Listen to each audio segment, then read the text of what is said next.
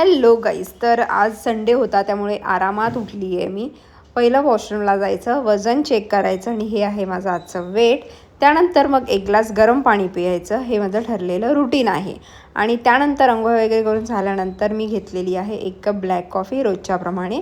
आणि ही मी आज घेतली होती 11 वाजता, एवढं लेट झाला होता. त्यानंतर मग मी आज ब्रेकफास्ट नाही केला, म्हणजे लेट झाला होता म्हटलं जाऊ दे स्किप करूया, डायरेक्ट लंचच करूया. त्यानंतर मग हे घरातलं थोडी कामं केली आणि बाहेर थोडं जायचं होतं सामान वगैरे आणायला, पनीर वगैरे दही हे संपलं होतं, तर मग ते आणण्यासाठी गेली. व्हेजमध्ये प्रोटीन सोर्ससाठी पनीर टोफू हे एक बेस्ट ऑप्शन आहे, पण तेच मला आवडत नाही आहे, पण तरीही मी खाते आहे, औषध म्हणून खावं लागतं आहे.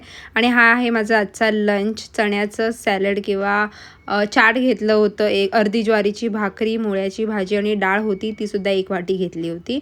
त्यानंतर मग आज जायचं होतं संध्याकाळी एंगेजमेंटसाठी.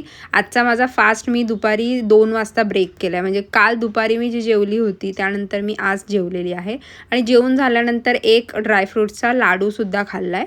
आणि त्यानंतर मग दुपारी मी एंगेजमेंटला निघाली. तिथे डिनर होता आणि माझा इटिंग अवर्स अजूनही चालू होता, कारण आज मी 2 वाजता जेवली होती.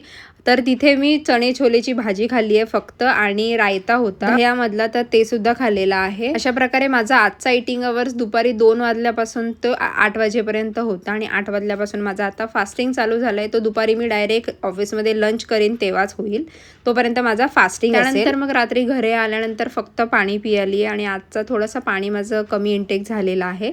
एनिवेज असा होता माझा आजचा दिवस. आपण उद्या भेटूया, तोपर्यंत बाय.